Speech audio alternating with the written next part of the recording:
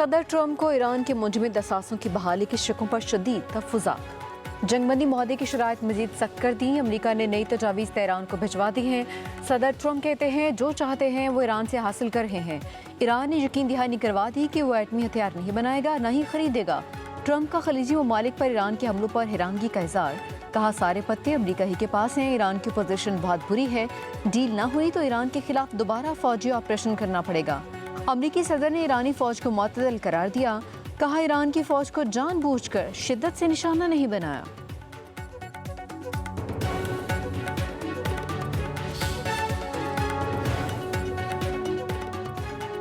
दुश्मन के वादों, दावों, बयानात पर कोई भरोसा नहीं। पहले ईरानी अवाम के हकूक़ के तहफ़्फ़ुज़ की यकीन दहानी करवाएं, फिर कोई मुआहदा काबिल कबूल होगा। स्पीकर ईरानी पार्लियामेंट बाकिर कालिबाफ का दो टोक मौक़िफ़। कहते हैं ईरान के लिए सिर्फ अमली और ठोस नताइज ही अहमियत रखते हैं। ईरानी कौम इस नाजुक मरहले की अहमियत को बखूबी समझती है।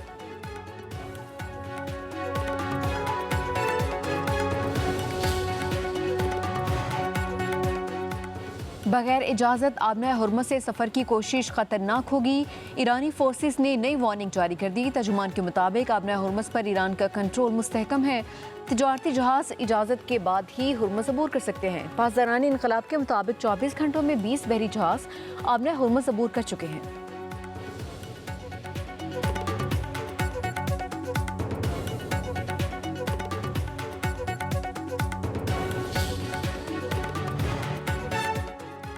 वज़ीर आज़म शहबाज शरीफ से वफाकी वज़ीर दाखिला मोहसिन नकवी की मुलाकात। सिक्योरिटी सूरत हाल पर तबादला ख्याल।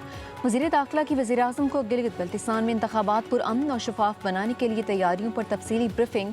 वज़ीर आज़म ने मुल्क में अमन और इस्तेहकाम के क़याम और अवाम के तहफ़्फ़ुज़ के लिए वज़ारत दाखिला, कानून नाफिज करने वाले इदारों और सिक्योरिटी फोर्सेस की काविशों को सराहा। कहा हुकूमत जमहूरी अमल के लिए हर मुमकिन इक़दामात जारी रखेगी।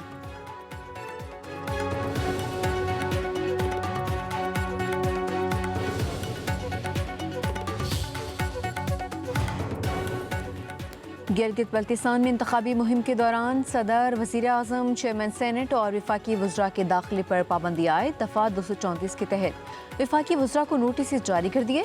चीफ इलेक्शन कमिश्नर राजा शहबाज खान के मुताबिक ज़ाब्ता इख्लाक की खिलाफवर्जी पर उम्मीदवार को नाअहल करार दिया जा सकता है।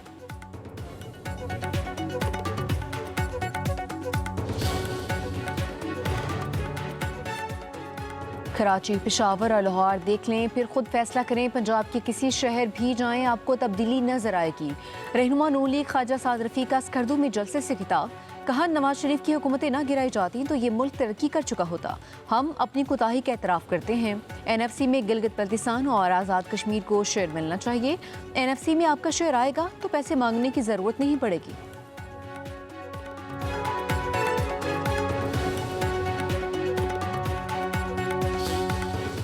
बिलों के ऊपर 200 यूनिट से कम जो इस्तेमाल कर रहे हैं, जिनको सब्सिडी मिल रही है, उनका एक अमाउंट आना शुरू हो गया है। बिजली के बिल के ऊपर लिखा हुआ कि आपका असली बिल ये था, बिजली की कीमत आपको इतनी सब्सिडी हुकूमत की तरफ से मिल रही है और मेहरबानी करके आप अपने आप को QR कोड जो हमने साथ दिया हुआ है उसके ऊपर रजिस्टर करवा के आप यानी बिल अदा करने वाले, ना कि बिल का जो मीटर का मालिक है वो नहीं, बिल अदा करने वाले ख़ानदान अपने आप को, अपने शनाख्ती कार्ड को उस QR कोड के ज़रिए अपने मीटर के साथ मुंसलिक करें। ये बात बहुत ज़रूरी इसलिए है क्योंकि पिछले कुछ 4 सालों में 200 यूनिट से कम इस्तेमाल करने वाले बिजली के जो सारिफीन हैं वो जी 95 लाख से बढ़कर 2 करोड़ 15 लाख हो चुके हैं और उन सारिफीन के ऊपर को 527 अरब रुपए सालाना का बिजली का डिस्काउंट दिया जा रहा है। हुकूमत का 200 यूनिट बिजली इस्तेमाल करने वाले सारिफीन के लिए सब्सिडी जारी करने का ऐलान। वफाकी वज़ीर तवानाई ओवैस लगारी ने सब्सिडी खत्म करने की खबरों की तरदीद कर दी। कहते हैं हकदार सारिफीन को सब्सिडी मिलती रहेगी। 200 यूनिट बिजली इस्तेमाल करने वाले सारिफीन की तादाद 2 करोड़ से तजावज़ कर चुकी। 20 लाख सारिफीन QR कोड से फ़ायदा उठा चुके। उन्हें बिला तातुल सब्सिडी फराहम करते रहेंगे। IPPs मौदों पर नज़रसानी से 3500 अरब रुपए और डिस्कोस के नुकसानात में कमी से 193 अरब रुपए की बचत हुई है। वफाकी वजीर का गुज़िश्ता 2 बरसों में बिजली की कीमत में कमी का दावा। कहा इस्लाहात के बायस बिजली की लागत में नुमाया कमी आई, मस्बत नताइज सामने आए और सार्फिन को बराह रास्त रिलीफ मिला। घरेलू सार्फिन के बिजली नरखों में 16%, सनती सार्फिन के लिए 33%। वज़ीर दिफा ख्वाजा आसिफ लेस्को एहलकारों की मुबैना करप्शन पर फट पड़े। इंकशाफ किया, घरेलू मुलाजिम के गांव में ट्रांसफार्मर की मुरम्मत के नाम पर 80,000 रुपए लिए गए, रसीद भी नहीं दी। गांव के मकीनों ने रकम जमा करके अदायगी की। वज़ीर दिफा ने शिकवा किया, बिजली के एक साबिक वज़ीर जो मौजूदा काबीना का रुकन भी हो, उसकी सिफारिश पर भी वारदात से गुरेज नहीं किया गया। जो आम सारिफ का क्या हाल होगा।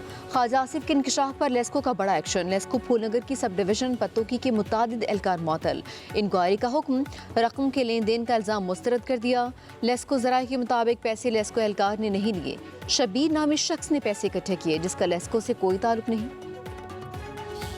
मेयर साहब ने रात को प्रेस कॉन्फ्रेंस की या ये खबर भेजी मुर्तज़ा वहाब ने कि हमने काम रुकवा दिया।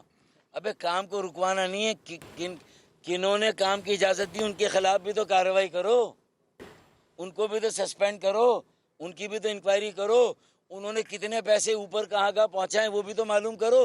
मैं लानत भेजता हूँ ये चाइना कटिंग वगैरह पे, गलत है ये।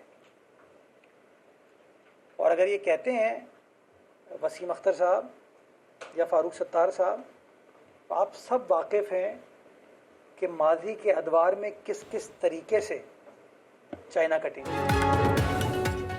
कराची की सूरत हाल पर MQM और पीपल्स पार्टी आमने सामने, एक दूसरे पर इल्ज़ामात की बौछार।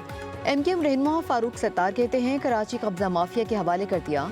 KMC अफसरान भी साथ मिले हुए हैं, कोई पूछने वाला नहीं है, हर तरफ कब्जे हो रहे हैं, जुराइम बढ़ते ही जा रहे हैं। मेयर कराची मुर्तज़ा वहाब का फारूक सत्तार के इल्ज़ामात पर दो टूक जवाब। कहा, लानत भेजता हूँ चाइना कटिंग पर, यहाँ सिर्फ तनकीद ही हो रही है। 1991 में फारूक सत्तार के ही दौर में गुल प्लाजा की लीज को रीन्यू किया गया, नालों और ग्रीन बेल्ट पर तजावुज़ात कायम की गई।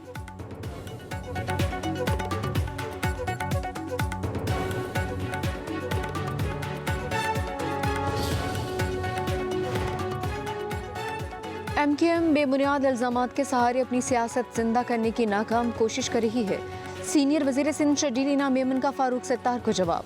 कहा, MQM की सियासत हमेशा नारों, इल्ज़ामात और बहरान पैदा करने के गिर्द घूमती रही है। आज भी वही पुराना तर्ज अमल दोहराया जा रहा है। कराची में जारी तरक्याती मनसूबे ज़मीनी हक़ाइक़ हैं जिन्हें किसी भी प्रोपेगेंडे से जुटलाया नहीं जा सकता। कराची किसी एक जमात की जागीर नहीं बल्कि पाकिस्तान का मौशी मरकज़ है, जो ना से तरक्की के हर कदम पर तनकीद को अपना सियासी हथियार बनाते हैं, वो दरअसल खुद अपनी सियासी ज़वाल का एतराफ़ कर रहे होते हैं।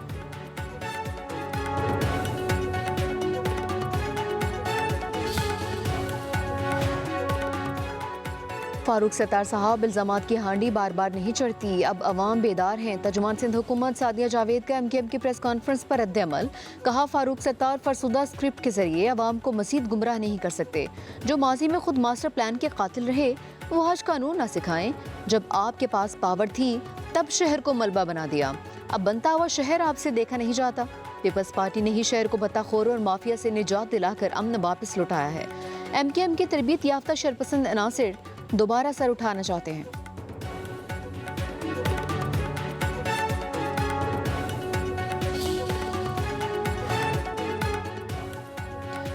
गवर्नर KP फैसल करीम कुंडी का कहना है, PTI दौर में अवाम को मुश्किलात का सामना करना पड़ा, सियासी इंतकाम के नाम पर लोगों के कारोबार मुतासिर किए गए। गवर्नर का डेरा इस्माइल खान में नादरा ऑफिस की नई इमारत की इफ्ताही तकरीब से खिताब। कहा, सूबाई वसाइल के बावजूद मौशी चैलेंजेस मौजूद हैं। गवर्नर फैसल करीम कुंडी का कोराई और कोटला सेदा में गैस की फराहमी जल्द शुरू करने का ऐलान।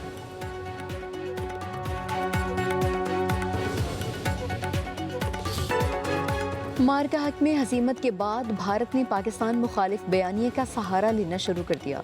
भारतीय आर्मी चीफ के सिंदूर 2 बयान पर सवालात उठने लगे। माहिरीन के मुताबिक ये अस्करी ज़रूरत से ज़्यादा सियासी मकासद और दाखिली मसाइल से तवज्जो हटाने की कोशिश दिखाई देता है। तजरियाकारों ने कहा कि भारत को सिफारती, सियासी और मौशी दबाव का सामना है। पाकिस्तान मुखालिफ बयानिया इन दाखिली चैलेंजेस से तवज्जो हटाने के लिए इस्तेमाल किया जा रहा है।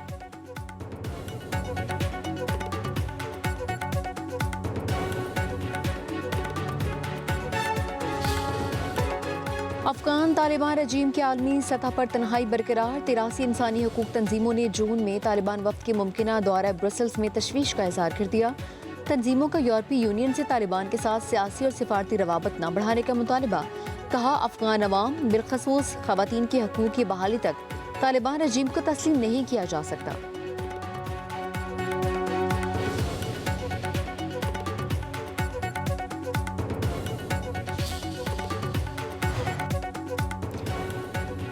जनूबी लबनान एक बार फिर बारूद और धुएं की लपेट में आ गया। इसराइली फौज लबनान में कई किलोमीटर अंदर तक घुस गई।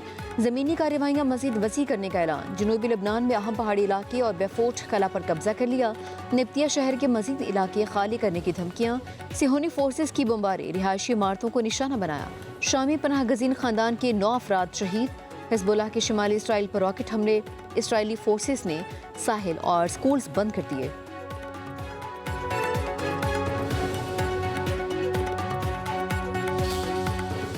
पाकिस्तानी हुजाज कराम को दिल की अथाह गहराइयों से मुबारकबाद पेश करता हूँ और दुआ गो हूँ कि अल्लाह ताला उनका हज, इबादत, दुआएं और कुर्बानियाँ अपनी बारगाह में कबूल फरमाएँ।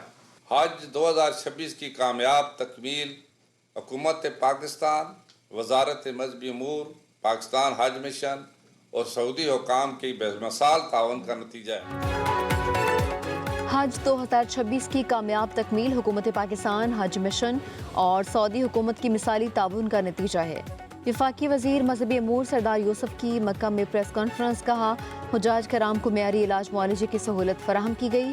शिकायत का तनासुब 1% से भी कम रहा। आइंदा साल हज इंतजामात मजीद बेहतर बनाने के लिए पुरज़्म है। हज 2027 के ख्वाहिशमंद अभी से अपने पासपोर्ट्स बनवा लें।